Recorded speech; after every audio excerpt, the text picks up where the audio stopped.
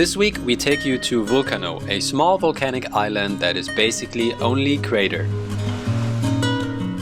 The smell on top of the crater is intense and the view is amazing. The food and the people in town are one of a kind and we wish we had explored more of those islands. Vulcano is the most southern of the Aeolian Islands north of Sicily. In case you missed it, last week we made our way north. From Taormina we went through the Strait of Messina and entered the Tyrrhenian Sea.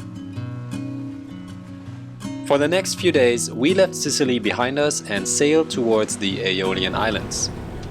We were very tired and our fine motor skills very limited that day. We dropped anchor just after the sunset and were hoping to wake up in a good spot. How does that feel? Feels okay-ish. It says everywhere it's sand. Yeah.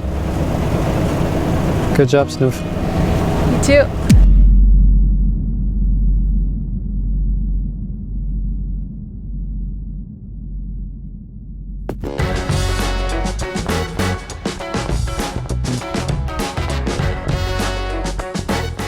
New day on Vulcano. We're going to reset because we are on stones. Yeah, with big rocks on the bottom. We still don't know if we get the anchor up. So we're gonna scout the anchorage with our new dinghy and see if we can find a better spot and then think of all the other things we should do. Seems like a good plan. And then let's look for a supermarket and some laundry.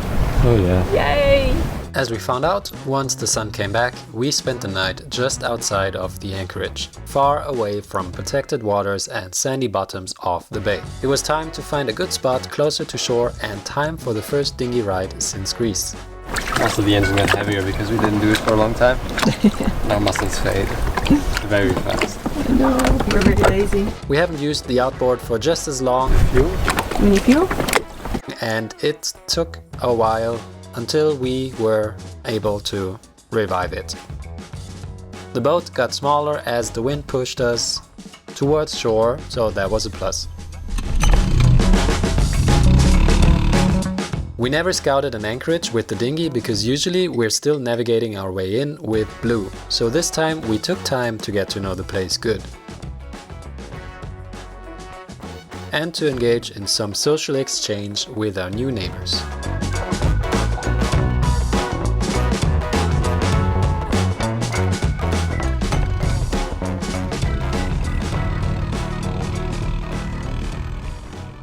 If we are under a rock, Yeah. which is likely to be the case, Yeah. we don't pull up, I drive over it. The chain will just pull and then once you feel it rattle, then you say stop and then pull up. So here's another time lapse of our re-anchoring procedure. Somehow we often drift sideways when dropping and we 100% prop walk our way in. It kinda looks cool if we stay cool as well. Eventually we straighten out and then it's time to dig in the anchor. These are our hand signs. That is 2000 revs backwards going in and that is 2.5. We leave that going for a while and then we're set. Then Mandy got hungry and it was time for breakfast. How's it feel to be on land again? Has it been 4 days? I think about 4 days, yes. Catania was the last time, right?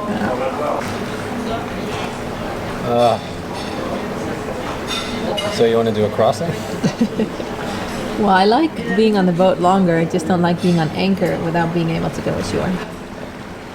That was rough. All right. It's not that easy. But we're here now, are we? Made it, baby. There's a fisherman coming by to every boat asking if they want to have squid, shrimps. Yeah, they just come by your boat to sell you fish. We should ask if they have pineapple or something, exotic fruits. I think this is a vacation place. Because everybody's drinking and it's not even 12 yet. They've been giving out champagne and everybody's like binging alcohol already. While we were having our croissants, we heard of this local dish called pane con santu, which is a type of flatbread topped with all kinds of things. That got Mandy excited. Well, it just had a tiny croissant. But it opens at midday, which I guess is 12.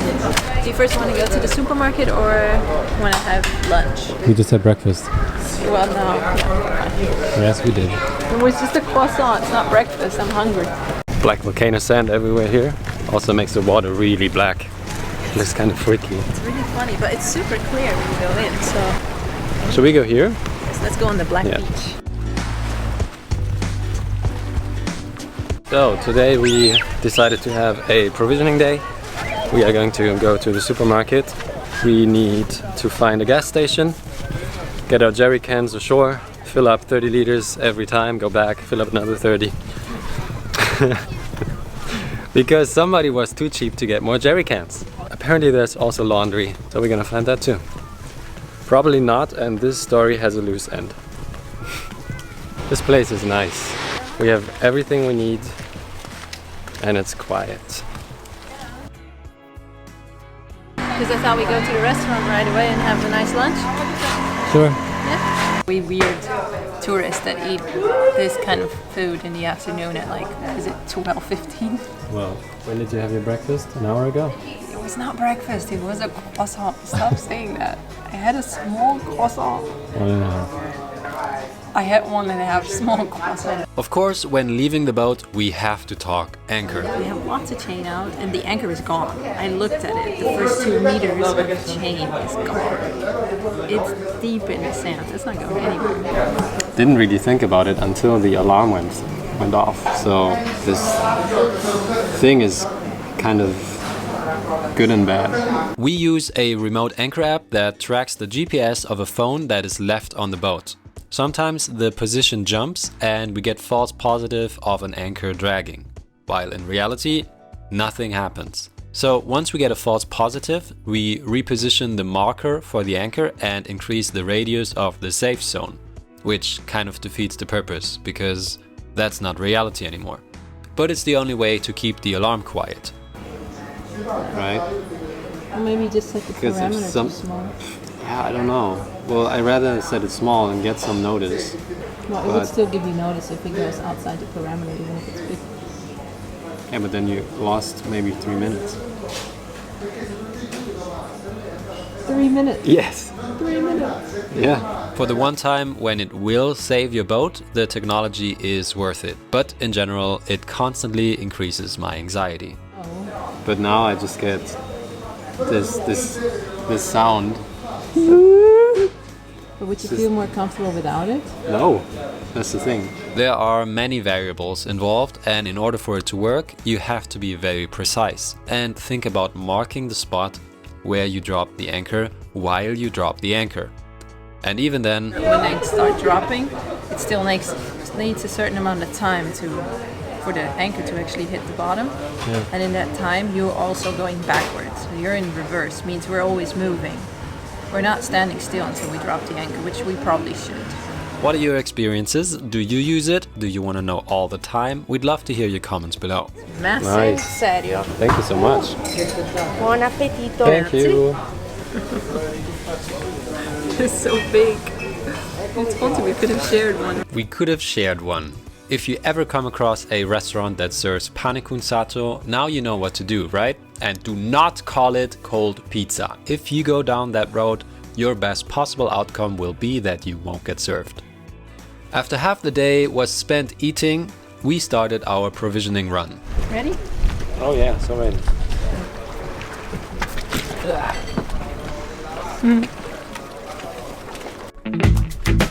First, we filled our tank with the spare jerry cans.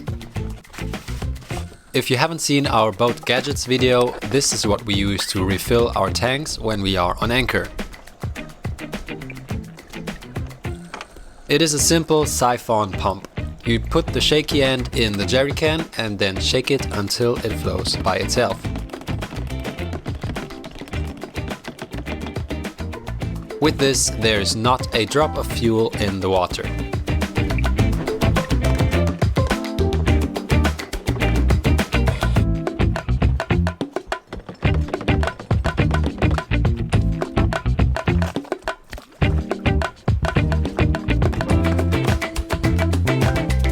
Here we go. I think that's been almost a month at least, huh? Come on! I'm gonna close the boat first. So much space. Ah, so good. Okay, maybe not too much space anymore. It's a good that we have a really big dinghy, huh? Yeah, let's see if that works. Go in here and one way. Oh, you come back here. All right. Here, flip flops.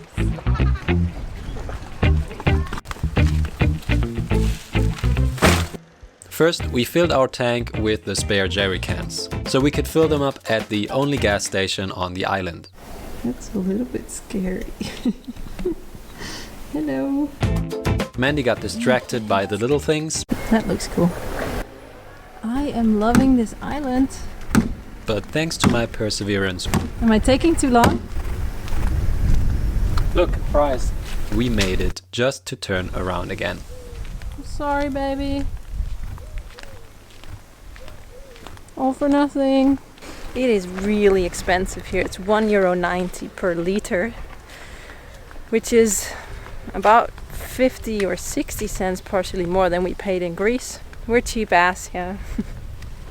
Well, it's a big difference when the amount that we still need.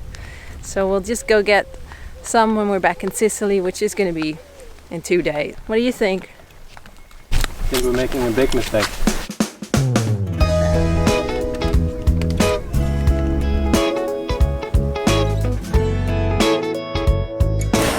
The machine does not rest. No, it doesn't give you change.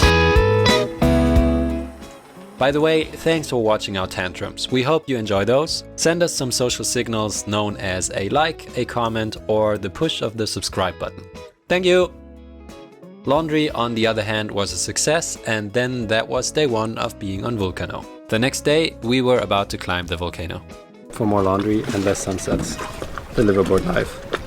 See thelaundry.com. I actually didn't think I'd be hanging up laundry around sunset. Slight miscalculation on time.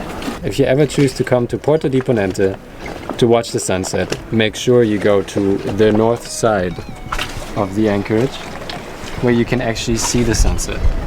Also, you have to be a bit of a daredevil, because on the north side there are supposed to be some rocks below, but at least you see the sun.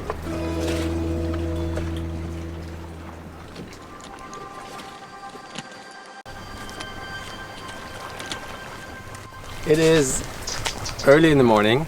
Today we are on Vulcano, a small island in the Tyrrhenian Sea. It is 25 kilometers north of Sicily and the most southern one of the Aeolian Islands. I went to Volcano Island to experience another volcano hike and discovered a place that has much more to offer than I ever expected. It's a good thing we brought scarves. Make sure we can breathe fresh air. You're going to go there, do you? Of course you do. Danger. Getting to the top of the crater is quite simple. There's a hiking trail that starts just outside town. It takes about an hour to get to the top. The crater itself lies on 500. Currently it's 600. 600 meters. Oh, there you go.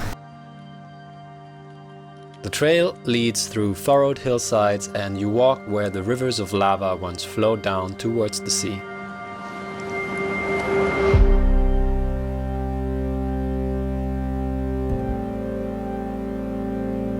The sun is peaking. It's 9:30. As soon as the sun is up and this path is in the sun, it's impossible to get up. It's so hot already.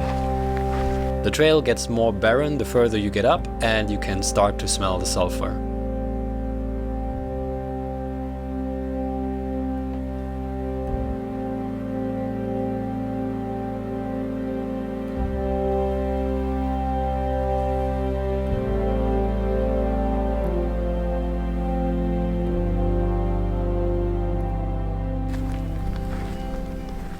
So how was the climb? Oh God, it's pretty good. A bit exhausting though. I'm always very bad at these things, even though I like it. But the landscape's really awesome. It differs so much when you come up.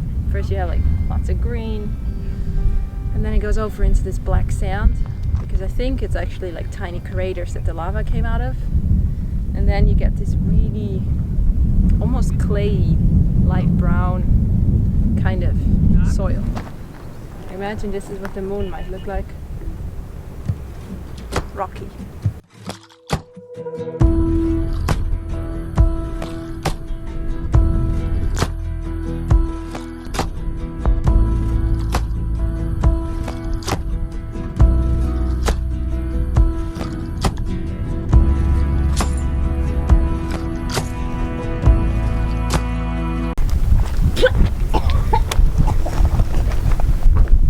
The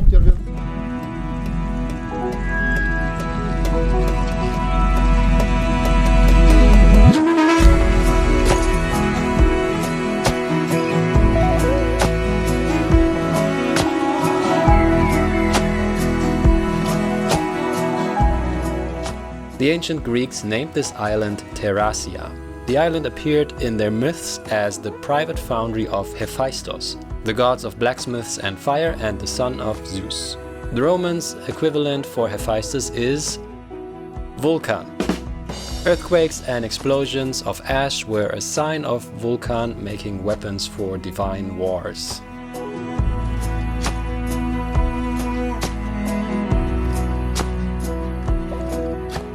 There is no immediate danger here, compared to what Etna or Stromboli are capable of. Volcanic gas emissions from this volcano are measured by a gas analyzer system. It detects degassing of rising magmas before an eruption, improving prediction of volcanic activity. More obvious, once you're up there, is the risk of damaging your lungs and eyes. We did not expect the sulfur fumes to be that aggressive. It's like you're constantly smoking your first cigarette. If you're completely ignorant, there is a good chance the sulfur will cause a pneumonitis and seriously hamper with asthma. It is so intense, it makes me almost want to puke.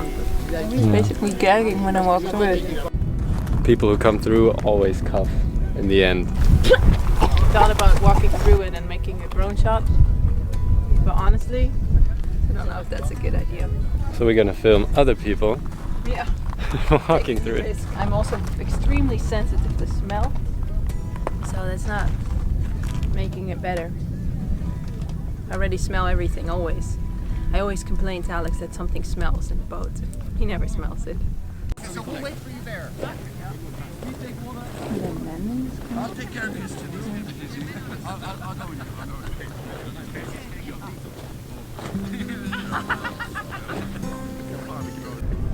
We're back on the boat, and instead of 15 boats, now there's only 2. I don't know if you missed something in the forecast, but everybody started to go to the other side of the bay, the official port side. It's completely filled, and here we are just with this catamaran. So I guess we'll see you tonight. So how did you like Vulcano? Would you climb it again? Yes, I would. You have a great view. You're on top of a volcano. It's a good experience. The bay has a good vibe. The town has a good vibe. The food is great. You have to admit that. And I really generally like this place. Plus, you get a black sandy beach. That doesn't happen that often. So yes, I would definitely go here. I'm happy to be here. And it's a spot I would like to stay a bit longer if the swells weren't so bad every night. Because I haven't slept in a while. And today we end the day with the pinkest sunset. Look at this behind me. It's so awesome.